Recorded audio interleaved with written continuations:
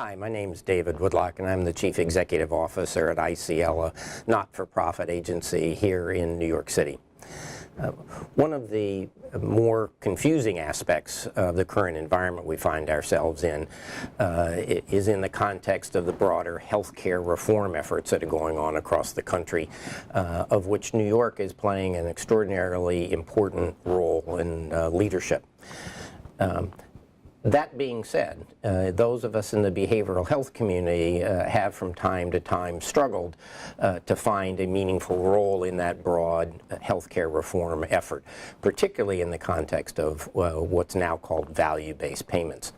So one of the things that I think is important to try and understand as we move forward is really where the behavioral health community and these broader healthcare reform efforts align.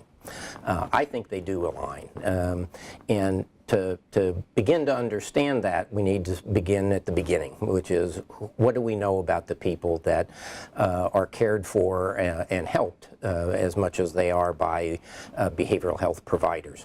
Well, we know that as a group they have some very significant behavioral health challenges, whether those are psychiatric challenges or substance abuse challenges. We also know that recovery from those challenges is very real and very possible with the right kinds of supports for people. What's missing in that equation, and from a data perspective, it's actually a relatively new awareness, is that the costs of the health care provided to those same individuals is extraordinarily high.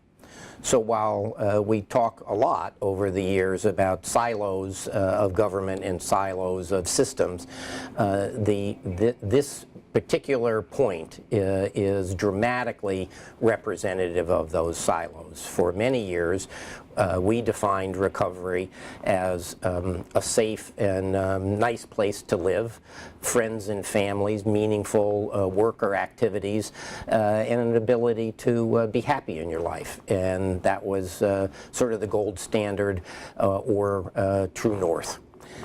What we've come to find out more recently is those same people, whether they were experiencing what we had called recovery or they were still struggling, were in fact carrying a very, very high burden of physical illnesses. And they were dying, depending on the research you want to look at, somewhere between 15 and 25 years earlier than the rest of us. So I think where we're aligned is not just keeping people out of the hospital or out of emergency rooms for their psychiatric or substance abuse reasons, which are important, by the way, but what's our role in contributing to those broader whole health outcomes that lead to a much richer and healthier lives for people with an extraordinary burden of chronic disease.